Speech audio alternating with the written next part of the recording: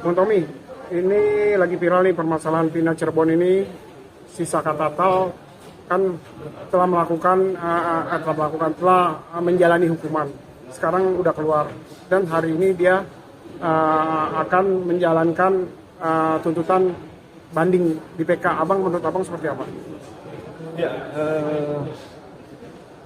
melihat kasusnya Saka Tatal ini kasusnya kan sudah bergulir ya, artinya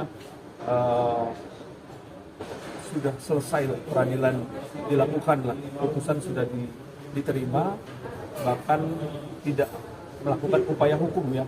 Dan memang begitu kasus ini mencuat dan viral, akhirnya terpikirlah atau keinginannya Sakalnya untuk melakukan upaya hukum mencari keadilannya seperti itu. Ini kan fokusnya adalah bagaimana caranya supaya kasus ini bisa terang benderang siapa sih pembunuhnya Vina dan Eki ini sesungguhnya, kan itu kan poinnya.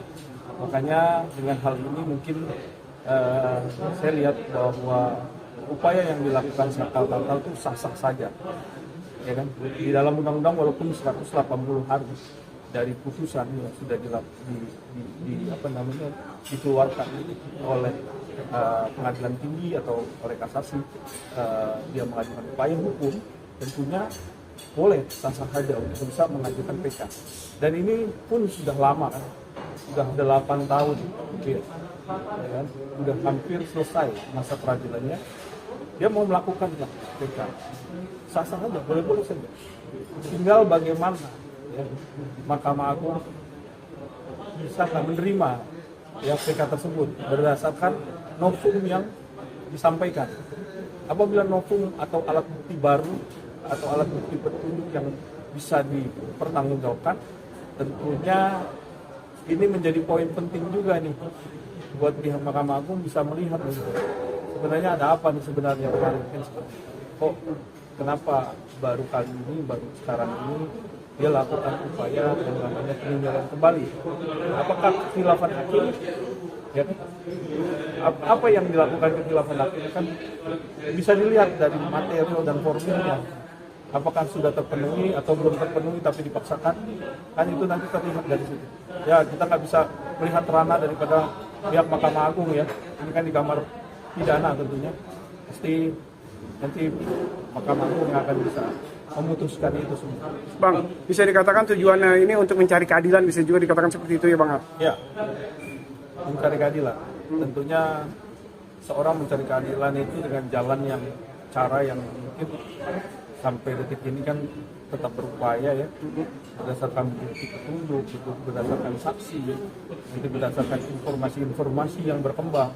Tentunya informasi yang positif ya, tapi kan sekarang kan banyak informasi-informasi yang menyesatkan, banyak informasi atau netizen yang liar, yang tentunya membuat masalah yang sekarang ini kita lagi fokus mencari pembunuh sesungguhnya Vina dan mencari motif dan kronologis cerita yang sesungguhnya tentunya.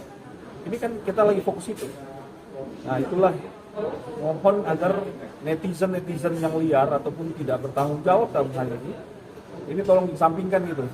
Karena sekarang ini adalah harus memberikan satu alat bukti dan petunjuk ataupun informasi yang akurat dan bisa dipertanggungjawabkan juga secara hukum. Dan saya yakin bahwa pihak kepolisian dalam hal ini sedang bekerja keras untuk melakukan goals atau bagaimana caranya kasus ini bisa disampaikan kepada masyarakat luas dan bisa dibuktikan kepada masyarakat siapakah pembunuh sesungguhnya dalam hal ini. Apakah itu kan ini kasus sudah cukup lama waktunya, apakah bisa bukti-bukti lama itu kembali bisa diurutkan kembali itu? Gimana menurut abang dari praktisi hukum abang melihat itu?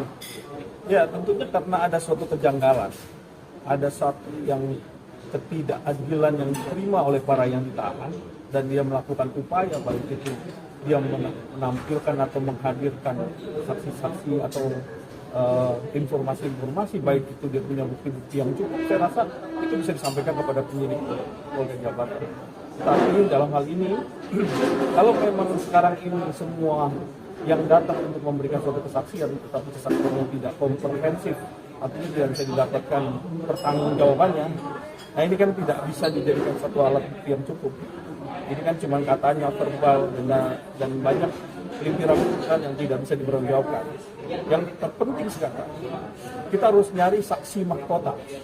Apa itu saksi mahkota?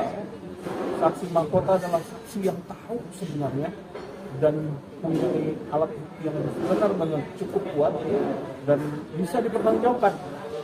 Inilah saksi mahkota. Dan sekarang ini lagi dicari mungkin dengan polisi yang sekarang ini lagi bekerja untuk bisa mengembangkan dan memperjelas kasus ini sesungguhnya. Apakah kasus ini rekayasa atau kasus ini fakta? Dan kalau memang ini rekayasa, tentunya di sini ada yang namanya tim inisiator. Siapa inisiatornya? Dan siapa juga eksekutornya? Nah, kalau ada tim inisiator dan eksekutor, maka ini adalah pembunuhan berencana yang hukumannya nggak main-main, hukuman mati. Maka dari itu, setelah tertangkap DPO satu orang, Teddy Setiawan, itu hukumannya nggak main-main. Itu hukuman mati atau hukuman penjara seumur hidup.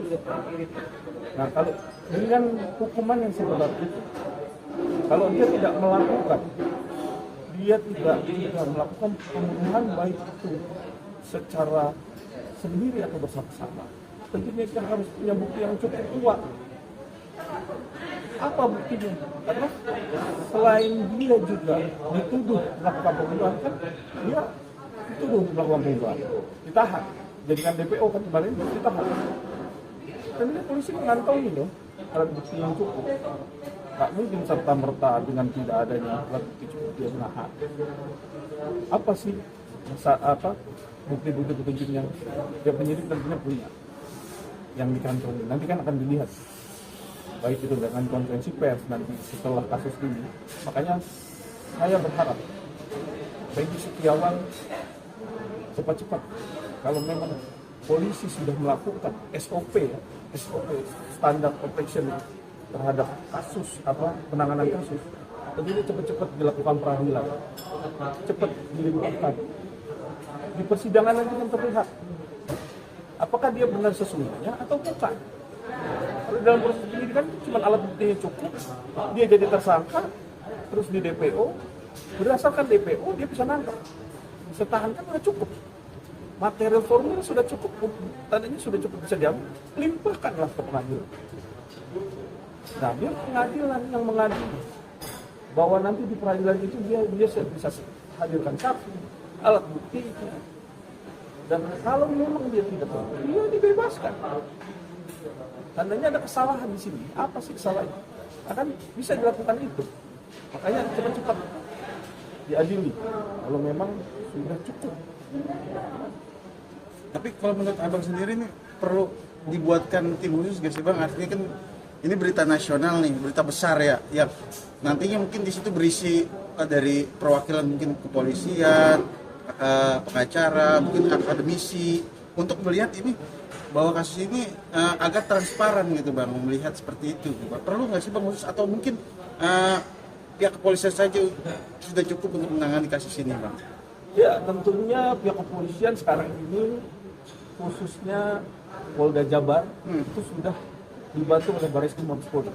Tentunya dengan alat scientific crime yang sudah canggih dan bagaimana dia cara melidik dan menyidik dengan satu dengan alat bukti yang sudah ditentukan. Tentunya kita hargai dulu proses di kepolisian, karena kepolisian lah yang punya wewenang untuk mendalami kasus ini, menginvestigasi, akan menyimpulkan.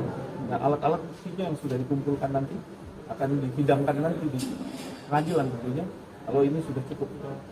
Dan kalau memang belum cukup, tentunya pihak pengadilan akan mengembalikan berkasnya untuk ke-19. Tandanya ada belum cukup. Ya, tapi kan kita belum lihat nih, setelah ditangkapnya Teddy Setiawan. Kita hargai dulu, polisi lagi mendalami, lagi mencari bukti baru.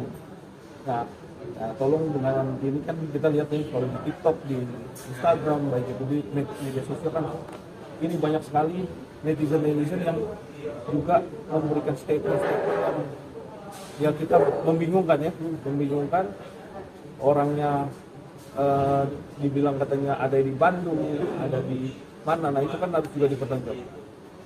Nah ini juga nggak bisa serta-merta kita percaya 100%, tapi itu bukti petunjuk yang bisa kita dalami. Dimintalah bukti alat bukti yang cukupnya bisa dipertanggungjawabkan. Nah, apalagi kemarin kita dengar bahwa CCTV katanya sudah ada. Nah, coba alat bukti CCTV itulah yang dibuktikan juga. Jadi kan semua tuh